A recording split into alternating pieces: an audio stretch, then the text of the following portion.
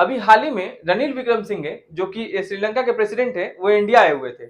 India के visit के दौरान बहुत सारी बातें हुई, मान लीजिए जो मोदी जी से मिले थे, बहुत सारी बातें हुई, सिक्योरिटी के ऊपर बात हुआ, स्टेबिलिटी के ऊपर बात हुआ, किस तरह से कॉपरेट करके चलना है उसके ऊपर बात हुआ, ग्रोथ के ऊपर बात हुआ, डिप्लोमेसी के ऊपर बात हुआ, हर चीज के ऊपर बात हुआ। लेकिन जो सबसे मेन, जो सबसे एक्साइटिंग न्यूज है वो ये है कि इंडिया और श्रीलंका एक दूसरे देश के बीच में लैंड बॉर्डर बनाने का बात कर रहा है। लैंड बॉर्डर और साथ ही साथ एक पेट्रोलियम पाइपलाइन बिछाने की बात की जा रही है। और ये जो रणील विक्रमसिंघे जो भाई साहब हैं, इनको अब समझ में आ रहा है। वैसे भी ये जो अभी वहां पे गवर्नमेंट चेंज हुई है और एक नए प्रेसिडेंट निकल के आए, लेकिन अगर आज से अगर हम लोग कुछ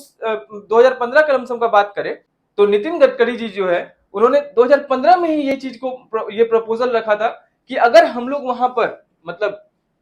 ये वाला जो रीजन है ना, देखिए इस रीजन में ही बात किया जा रहा है। और ये जो प्रपोजल है 2015 में नितिन गडकरी जी दे चुके थे। लेकिन उस टाइम पर क्योंकि चाइना के जो उस टाइम के जो प्रेसिडेंट थे, वो तो समझिए कि जाकर के चाइना के गोद पे बैठ गए थे। तो ये जो जगह है ना, यहां पर ही लैंड ब्रिज और पाइपलाइन अब बनाने की बात ये लोग कह रहे हैं। और ये 2015 में ही हमारे नितिन गडकरी जी बोले थे, लेकिन उस समय चाइना का इन्फ्लुएंस बहुत ज्यादा था। और आज जाकर के अब उन लोगों की तरफ से ही निकल के आई है बात। वही खुद कह रहे हैं इस चीज के बारे में कि हम लोग को जो है पेट्रोलियम पाइपलाइन और जो लैंड ब्रिज कनेक्टिविटी प्रोजेक्ट के ऊपर अब हम लोग को एक फिजिबिलिटी स्टडीज करना चाहिए, मतलब उसके बारे में पता करना चाहिए कि हो पाएगा, किस तरह से बन पाएगा, और उसके ऊपर हम लोग को धीरे धीरे काम स्टार्ट करना चाहिए। और मुझे पक्का यकीन है ये जरूर बनेगा। इससे हम लोग को बहुत सारा फायदा है, मतलब हम लोग को फायदा साथ साथ है ही, और हम लोग को ही ज्यादा फायदा है। क्योंकि अगर आप देखें ना, तो अभी जो इंडिया और श्रीलंका का ट्रेड है, हम लोग का इंडिया और श्रीलंका के बीच में, तो वो अभी सिर्फ $5 बिलियन का है। लेकिन अगर ये लैंड ब्रिज बन जाता है, तो इसके वजह से हमारे ट्रेड को बहुत ज्यादा बूस्ट मिलेगा। और ट्रेड को बूस्ट मिलेगा, नया नया बिजनेस अपॉर्चुनिटीज निकल के आएगा उस एरिया में, हम लोग और ज्यादा काम कर पाएंगे। अगर इस एरिया का हम लोग बात करें, तो ये जो एरिया देख रहे हैं, ये पाल्क स्ट्रेट कहलाता है। और इसका, इस एरिया के बारे में हमारा जो मतलब हिंदू ग्रंथ है रामायण में, रामायण काल के समय में भी इस एरिया का जो ये वाला एरिया है, इसमें राम सेतु बनाने का बात किया गया, और जो कि साइंटिफिकली बहुत जगह पे उसको प्रूव भी किया गया है कि हाँ, यहाँ पर कहीं ना कहीं पहले राम सेतु हुआ करता था। समझिए कि ये फिर से अब राम सेतु बनने जा रहा है, लेकिन इसमें अब वानर सेना नहीं, अब इसमें मानव सेना चलेगी, जोक सपाट। तो इसके बारे में भी बात किया जा रहा है, और साथ ही साथ यहाँ पर जो है इसमें पाइपलाइन भी बनाई जाएगी। अगर ये एरिया जो है ना, ये हमेशा से कभी ना कभी, इससे पहले भी ये चर्चा में था। क्योंकि अगर आप देखें ना इस तरह से, वन सेकेंड, कि जो यूरोपियन कंट्रीज से और जो इधर से जो शिप्स वगैरह आता है ना, वो ऐसे होकर के इस तरह से इस तरह से इस तरह से होकर के जाता है। तो उस टाइम पे भी कुछ दिन पहले का बात क्या था, हुआ था कि ये जो एरिया है, ये जो शिप्स मान लीजिए यहां से आती है, इतना दूर घूम करके जाती है, तो इससे क्या है कि तो टाइम बढ़ जा रहा है। और साथ ही साथ क्या हो रहा है कि इसमें जो खर्चा है वो भी बढ़ रहा है। क्यों ना इसको इस तरह से मिला दिया जाए,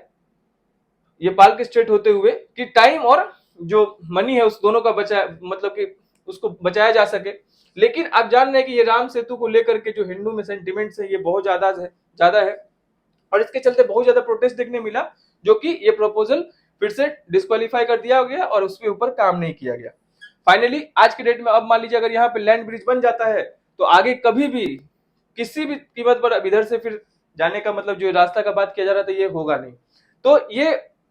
जो मल्टी प्रोजेक्ट है, इससे एक तो रिलायबल सोर्स है कि सही जगह से उसको, मतलब कि एनर्जी का मिल पाएगा, और साथ ही साथ उसको एक अफोर्डेबल रेट पर उसको मिल पाएगा। और जो ये है विक्रमसिंघे साहब जो आए, तो अभी आपको पता है कि वो ये श्रीलंका में पिछले साल बहुत ज्यादा क्राइसिस का, मतलब सिचुएशन क्रिएट हो गया था। मतलब फूड फ्यूल, मतलब बेसिक नीड्स भी उन लोगों का पूरा नहीं हो पा रहा था। उस टाइम पर इंडिया ने उनको हर तरफ से हम लोगों ने मदद किया था, उसके लिए वो बहुत ज्यादा थैंकफुलनेस तो भी की कि मतलब ऐसे क्राइसिस के टाइम पर उनका इतना ज्यादा मदद उनके लिए बहुत ज्यादा फायदेमंद रहा है। आगे अगर हम लोग बात करें, तो प्राइम मिनिस्टर मोदी ने कहा है अभी, मतलब अपना जो उन्होंने प्रेस कॉन्फ्रेंस किया, तो उसमें उन्होंने बताया कि जो इंडिया है, इंडिया का जो नेबरहुड फर्स्ट पॉलिसी है और जो सागर विजन है, देखिए जो हम लोग का नेबरहुड पॉलिसी है ना, हम लोग का जो फर्स्ट नेबरहुड पॉलिसी है, ये इसमें ये बोलता है कि हम लोग जो हमारे जो आसपास के जो हमारे नेबरहुड हैं, जो हमसे सटे हुए हैं, हम लोग चाहते हैं कि इस रीजन में ना हमेशा से जो है ना हम लोग अपने जो नेबर्स हैं हमारे, उसको हम लोग ज्यादा प्रायोरिटी देने का काम किए हैं। उसको जो हमारा नेबरहुड के साथ जो हमारा रिलेशनशिप है उसको चाहते हैं कि वो और ज्यादा हम लोग स्ट्रेंथन कर पाए। जो भी रीजनल मान लीजिए जो चैलेंजेस है उसको साथ में मिल करके उसको एड्रेस किया जा सके, ताकि जो रीजन में है, जो रीजन में एक मतलब स्टेबिलिटी और सिक्योरिटी का जो सिचुएशन है वो बना रह सके। तो इस इंडिया नेबरहुड पॉलिसी के अनुसार के अंतर्गत और जो सागर है, जो security and growth all in the region, ये भी जो विजन है इंडिया का, इसमें श्रीलंका एक बहुत बड़ा रोल प्ले करता है, ऐसा प्राइम मिनिस्टर मोदी ने कहा है। और है भी सच्चाई में, क्योंकि श्रीलंका एक ऐसा इसको लोकेशन प्राप्त है ना, समझिए कि वो इंडियन ओशन में समझिए एक हमारा आंख है। और इसी कारण से जो चाइना है उसके ऊपर वो इन्फ्लुएंस बनाना करके रखना चाहता है। जो उसका हम्बन टोटा पोर्ट था उसके ऊपर भी वो हमेशा से मतलब अभी आपने देखा है कि वो कर्जा नहीं चुका पाया, उसका 99 साल का लीज हो गया। तो वो सिर्फ और सिर्फ इसलिए करता है कि वो जो ये इंडियन ओशन वाला रीजन है उसमें अपना चाइना डोमिनेंस कायम करना चाहता है। और अगर हमारा रिलेशन श्रीलंका से खराब होता है तो कहीं ना कहीं इसमें हम लोग को मतलब दिक्कत का सामना करना पड़ेगा। तो इस विजन के अनुसार हम लोग के लिए बहुत ज्यादा इंपॉर्टेंट रखता है, यही मैंने आपको मतलब प्राइम मिनिस्टर मोदी का भी कहना था। और जो ट्रेड एंड कॉमर्स को बढ़ावा देने के लिए, टूरिज्म को बढ़ावा देने के लिए अभी जो एयर कनेक्टिविटी है इसको और ज्यादा बढ़ाया जाएगा। और साथ ही साथ जो तमिलनाडु से लेकर के श्रीलंका के बीच में एक फेरी, ये देखिए ये फेरी, अगर आप लोग गुवाहाटी या वेस्ट बंगाल साइड गए होंगे तो आप लोग देखे होंगे इस तरह का ये फेरी चलता है। इससे सिर्फ मतलब ये बहुत बड़ा भी नहीं होता है, लेकिन अच्छा खासा होता है कि इसमें लगभग समझिए कि 100 की संख्या में लोग जा सकते हैं। ये एक पैसेंजर फेरी सर्विस स्टार्ट किया जाएगा कि और ज्यादा टूरिज्म को बढ़ावा दिया जा सके और लोग आन जान कर सके अच्छे से, इजी वे में। अगर इसी में अगर हम लोग एक और मैं ऐड करना चाहता था कि जो हम लोग का जो बिम्स्टिक है, हम लोग का जो बिम्स्टेक है ये भी एक रीजनल ऑर्गेनाइजेशन है, जो कि ये भी एक रीजनल ऑर्गेनाइजेशन है। ये हमारा भी ये जो है ना 7 कंट्री से 1997 में इसको का एस्टेब्लिशमेंट हुआ था। और ये 7 कंट्री जो इंडिया है, इंडिया हो गया, नेपाल हो गया, भूटान हो गया, उसके बाद बांग्लादेश हो गया, श्रीलंका हो गया, म्यांमार हो गया, थाईलैंड हो गया, ये 7 देश का रीजनल ग्रुप है। इसका भी यही काम है कि हम लोग जो है प्रमोट कर सके, एक तो रीजनल सिक्योरिटी को, इकोनॉमिक टाइज को और बढ़ावा दिया जा सके, इकोनॉमिक कोऑपरेशन में और बढ़ावा दिया जा सके, साथ ही साथ ट्रेड को, इन्वेस्टमेंट को, हर चीज में बढ़ावा दिया जा सके। इसलिए ये भी रीजनल कोऑपरेशन हम लोगों ने बनाया था। इसमें भी हम लोग का हमेशा से जोड़ रहा है कि हम लोग अपने जो साथ वाले, खासी अगर आप देखें तो बांग्लादेश के साथ हम लोगों ने ट्रेन से मतलब ट्रेन का सुविधा उपलब्ध करा रहे हैं हम लोग। और जो म्यांमार और थाईलैंड के साथ हम लोग रोड से कनेक्टिविटी जोड़ रहे हैं, बांग्लादेश से हम लोग ट्रेन से कनेक्टिविटी जोड़ रहे हैं, साथ ही साथ भूटान से, नेपाल से रोड से कनेक्टिविटी है ही। अगर ये श्रीलंका से हम लोग का काम बन जाता है, वहां पे भी लैंड ब्रिज बन जाता है, तब समझिए कि ये जो बिम्स्टिक जो बनाया गया था रीजनल कॉर्पोरेशन के लिए, ये सक्सेसफुल हो जाएगा। ये बहुत ही अच्छा न्यूज है, बहुत ही गजब का। इससे हम लोग को तो और फायदा है, हम लोग को ही ज्यादा फायदा है हर तरह से देखा जाए तो, ऐसा मुझे तो लग ही रहा है। हाँ, तो और साथ ही साथ अभी प्राइम मिनिस्टर मोदी फ्रांस के विजिट पे गए हुए थे, आप लोगों को पता है। फ्रांस के विजिट पे गए तो जो हम लोग का ये टेक्नोलॉजी है ना यूपीआई, जिससे आप इजिली पेमेंट कर लेते हैं, मतलब सेकंडों में, चंद सेकंड में आप पेमेंट कर देते हैं, ये टेक्नोलॉजी तो भैया पूरे विश्व में धमाल मचा रहा है। कैसे? ये इसके ऊपर मैं एक तरह से समझिए कि पूरा एक अलग वीडियो बना दूंगा, क्योंकि ये इसका बहुत ज्यादा रोल है और इसमें मतलब 20 से 25 मिनट पूरा का पूरा लेक्चर चलेगा। तो अभी फ्रांस में गए, फ्रांस ने भी यूपीआई, हमारे यूपीआई को एक्सेप्ट कर लिया है। और इवन अब ईफिल टावर पे आप यूपीआई से पेमेंट कर सकते हैं। यूपीआई अगर हर एक देश एक्सेप्ट कर ले रहा है तो डॉलर पे कहीं ना कहीं जो डॉलर है, जो मास्टर कार्ड है, वीजा कार्ड है, ये सब जो कार्ड है दूसरे जो देश के, जो वो लोग उसमें कमीशन काटते हैं तो उनको ज्यादा फायदा होता है। ये इस सब चीज को खत्म कर दे रहा है। इससे क्रॉस बॉर्डर ट्रांजैक्शन, मतलब श्रीलंका ने इवन इसको अपना लिया है। और जो हमारा रुपीज है उसको एज अ फॉरेन करेंसी भी एक्सेप्ट कर लिया है। इससे और ज्यादा क्रॉस बॉर्डर ट्रांजैक्शन हो पाएगा, ट्रेड बढ़ेगा, बिजनेस में अपॉर्चुनिटीज आ पाएगा। और इवन श्रीलंका में अगर आप जाते हैं ना, जैसा मैंने बताया कि फॉरेन करेंसी उसको वो एक्सेप्ट कर चुका है, श्रीलंका में भी अब आप अपने रुपीज में पेमेंट कर सकते हैं। ये भी हम लोग को अगर फिनटेक इंडस्ट्री में देखा जाए, फिनटेक टेक्नोलॉजी में देखा जाए, तो इसमें भी हम लोग को बहुत ज्यादा बूस्ट मिलेगा। ये हम लोग का एक तरह से इससे हम लोग का जो रुपीज है उसको और ज्यादा बढ़ावा मिलेगा। साथ ही साथ जैसा कि मैंने बताया कि आपको उन्होंने थैंकफुलनेस शो किया कि जो श्रीलंका का जो क्राइसिस का समय था उसमें हम लोगों ने लगभग $4 बिलियन का हमने असिस्टेंस दिया था, जो कि श्रीलंका का जो उस टाइम का मतलब एट द मोमेंट पे उस समय उसको फूड और फ्यूल को मतलब स्टेबिलिटी लाने में उसके देश में बहुत ज्यादा हेल्पफुल रहा। अब अगर हम लोग बात करें कि इंडिया को किस किस सेक्टर में किस तरह से फायदा होगा, तो जो हम लोग पेट्रोलियम पाइपलाइन बनवा रहे हैं और जो लैंड ब्रिज बनवा रहे हैं, इससे दोनों देश के बीच में एक जो पेट्रोलियम पाइपलाइन बनेगा, इससे दोनों देश के बीच में एक तो एनर्जी कॉर्पोरेशन होगा, रिलायबल सोर्स मतलब जो विश्वास के पास मतलब विश्वास जिस पे किया जाता है उसके थ्रू हम लोग इसको तेल मिल पाएगा। साथ ही अफोर्डेबल सप्लाई ऑफ एनर्जी होगा, मतलब सस्ते रेट में मिल पाएगा, क्योंकि जैसा कि मैंने बताया ना कि अगर मान लीजिए गैस का जो सिलेंडर है एलपीजी अगर भर के घर पे आता है तो वो महंगा पड़ता है, लेकिन अगर आप किसी पाइप के थ्रू जो पाइपलाइन आपके घर पे बिछा दिया जाता है तो उसके थ्रू अगर आपके घर में गैस आता है तो वो बहुत काफी सस्ता पड़ता है। तो ये पाइपलाइन के थ्रू उसको एक अच्छे रेट पे सामान मिल पाएगा, मतलब जो रिसोर्सेस है वो मिल पाएगा। और जो इंडिया का पोजीशन है एनर्जी प्रोवाइडर के रूप में, जो रीजनल की रीजन में हम लोग जो एज एनर्जी प्रोवाइडर के रूप में हम लोग और ज्यादा मजबूत हो पाएंगे। साथ ही साथ एक तो ये ट्रेड और इन्वेस्टमेंट के अपॉर्चुनिटीज को और ज्यादा लेकर के आएगा लैंड ब्रिज के बनने से। दोनों देश के लिए जो ट्रेड और जो टूरिज्म है दोनों को बढ़ावा मिलेगा, खास करके जो ये एयर कनेक्टिविटी अभी बढ़ाया जा रहा है इसके वजह से,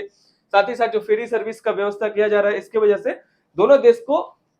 ट्रेड एंड टूरिज्म और साथ ही साथ नया नया बिजनेस अपॉर्चुनिटीज को लेकर के फायदा हो गया। तो ये तो हो गया इकोनॉमिक ग्रोथ के बारे में। अगर हम लोग इसको स्ट्रेटेजिकली देखते हैं, अगर जियोपॉलिटिकल लेवल पे अगर हम लोग इसको एडवांटेज को देखते हैं, तो अगर दोनों देश के बीच में जो हम लोग अगर जो रिश्ता है वो टाइज है और ज्यादा मजबूत हो रहा है, तो जो चाइना का जो डोमिनेंस है ना, आपको पता है कि इंडियन ओशन रीजन में चाइना हमेशा से मतलब चाइना का तो एक्सपेंडिंग जो उसका जो पॉलिसी ही रहा है, हमेशा से दूसरे के टेरिटरी में, दूसरे के जमीन में, दूसरे के देश में इंटरफेयर करना उसका मतलब हमेशा से इनबिल्ट है उसके अंदर, उसको ये काम करने में बहुत मजा आता है। तो चाइना जो अपना डोमिनेंस बनाना चाह रहा है इंडियन ओशन वाले रीजन में भी, तो अगर हम लोग का मतलब श्रीलंका से अच्छा मतलब रिश्ता बना रहता है, खास करके जो हम लोग का जो पॉलिसीज है इंडिया नेबरहुड फर्स्ट पॉलिसी और जो सागर विजन है हम लोग का, अगर इसको हम लोग अच्छे से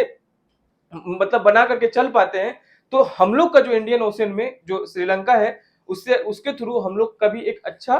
डोमिनेंस बन पाएगा। और जो चाइना का बेल्ट एंड रोड इनिशिएटिव है जिसके थ्रू वो पूरे वर्ल्ड को कनेक्ट करना चाह रहा है, पूरे वर्ल्ड में डोमिनेट करना चाह रहा है, उसको कहीं ना कहीं हम लोग काउंटर बैलेंस कर पाएंगे और साथ ही साथ उस रीजन में हम लोग एक मतलब पीस और स्टेबिलिटी को मेंटेन कर पाएंगे और आगे उस तरह से लेकर के चल पाएंगे। अगर और आगे हम लोग अगर रीजनल स्टेबिलिटी और कोऑपरेशन के बारे में बात करें, तो देखिए अगर जो भी देश मान लीजिए वो किसी भी तरह से उसको अगर मान लीजिए एक हेल्प के तौर पे, जैसे क्राइसिस का टाइम था उस टाइम पे हमने उनका हेल्प किया, जो हमारे रीजनल मतलब जो भी रीजन में प्रॉब्लम चल रहा था, तो ये एक मतलब और भी देशों के बीच में ना एक सेंस ऑफ ट्रस्ट बिल्ड करता है। जो हम लोग इतना हर तरह से इकोनॉमिक कॉपरेशन के साथ साथ जो स्ट्रेटेजिक कॉपरेशन अगर हम लोग बना के चलते हैं, तो एक तो ये रीजन में स्टेबिलिटी लेकर के आएगा, साथ ही साथ एक सेंस ऑफ ट्रस्ट बनाएगा। जो भी और भी रीजन के लोग हैं, जो और भी देश है रीजन के, उनके अंदर एक सेंस ऑफ ट्रस्ट बिल्ड करेगा और इसका एक रिपल इफेक्ट देखने मिलेगा पूरे साउथ एशियन रीजन में। और साथ ही साथ जो जो हम लोग रीजनल जो भी कंट्रीज हैं उनके साथ जो हम लोग इंटीग्रेशन करना चाह रहे हैं उस फील्ड में हम लोग को काफी ज्यादा डेवलपमेंट देखने के लिए मिलेगा। अगर हम लोग ह्यूमैनिटेरियन और डिप्लोमेटिक बेनिफिट्स का बात करें, तो इसमें भी हम लोग को हर तरह से आप देखेंगे कि हम लोग को फायदा होने वाला है। जो जैसा कि मैंने बताया ना कि अगर किस जो हम लोग रीजन में एक ऐसे अगर मतलब कंट्रीज निकल के आते हैं जो इस तरह का सिचुएशन क्रिएट होता है, जब अभी देखा होगा आपने जो टर्की का सिचुएशन था, वहां पे जो अर्थक्वेक आया था, वहां पर भी हमारे देश से बहुत ज्यादा मतलब योगदान दिया गया, बहुत ज्यादा असिस्टेंस प्रोवाइड किया कराया गया। इवन हमारा जो दुश्मन देश पाकिस्तान है उसको भी वो जब प्रॉब्लम में पड़ता है तो हम लोग हेल्प करते हैं। श्रीलंका को हमने हेल्प किया ही, इससे क्या होगा ना कि ग्लोबल इमेज बन पाएगा इंडिया का। और अगर ग्लोबल इमेज बनेगा तो इसके कारण से हर जगह से हम लोग को अलग अलग तरह का अपॉर्चुनिटी निकल के आएगा कि इंडिया का जो सिचुएशन है और इंडिया का एक अच्छा इमेज बनेगा, तो काफी और भी ज्यादा फॉरेन डायरेक्ट इन्वेस्टमेंट हो गया, एफपीआई और खास करके पोर्टफोलियो इन्वेस्टमेंट, ये सब बहुत ज्यादा हम लोग को देखने के लिए मिल सकता है आगे आगे अगर हम लोग फिनटेक कनेक्टिविटी मतलब फिनटेक टेक्नोलॉजी, वही जो मैंने आपको यूपीआई के बारे में बताया, अगर इसको जितना भी देश इसको एक्सेप्ट करते जा रहा है, इससे क्या होगा कि हम लोग का जो जो फाइनेंशियल टेक्नोलॉजी कनेक्टिविटी है, ये और ज्यादा मतलब जो क्रॉस बॉर्डर ट्रांजेक्शन है इसको मतलब इजी कर देगा। तो जो लोग वहां पे रह के भी काम कर रहे हैं या कोई घूमने गया है या मतलब वहां से आप जैसे मतलब वहां पे बिजनेस करना चाह रहे हैं, तो आप डायरेक्ट मान लीजिए यहाँ से बैठे बैठे अगर इजी, जैसे अभी आप मतलब किसी को भी पेमेंट कर देते हैं फोन से, अगर इसी तरह से अगर हम लोग इंटरनेशनल पेमेंट भी करने लगे तो आप समझिए कि कितना ज्यादा हम लोग को मतलब कि बिजनेस में और ज्यादा अपॉर्चुनिटीज खुल जाएगा, हमारा इकोनॉमिक ग्रोथ होगा, इन्वेस्टमेंट बढ़ेगा, नए नए तरह का बिजनेस अपॉर्चुनिटीज निकल के आएगा, और ट्रेड तो जैसा कि मैंने बताया ये बढ़ेगा ही। और स्ट्रेंथनिंग इंडिया इंटरनेशनल पोजीशन, यही जो मैंने आपको बताया अभी वही बात है कि इस during the time of crisis अगर इस तरह का हम लोग जो हेल्प किए उसके वजह से हम लोग का जो इंटरनेशनल कम्युनिटी में भी हमारा एक अच्छा पोजीशन बन करके निकल के आ सकता है और आएगा ही। तो आज का टॉपिक बस यहीं पर खत्म होता है। मैं आशा करता हूँ कि आपको टॉपिक बहुत अच्छे से समझ में आया होगा। इंडिया और जो अभी इंडिया और श्रीलंका के बीच में क्या क्या डेवलपमेंट्स हुए हैं, हम लोग की इकोनॉमी में ये किस तरह से बेनिफिट पहुंचाने वाला है, ट्रेड में कैसे पहुंचाएगा, जो मतलब और भी जो डिस्प्यूट्स हैं जैसे उस रीजन में किस तरह से डोमिनेंस को हम लोग क्रिएट करने में हेल्प करेगा, और साथ ही साथ एक ग्लोबल इमेज, एक इंडिया का अच्छा ग्लोबल इमेज कैसे निकल के आ पाएगा, इसके बारे में हम लोगों ने डिस्कस किया है। अब आज के लिए बस इतना ही, मिलते हैं फिर नेक्स्ट वीडियो में। जय हिंद।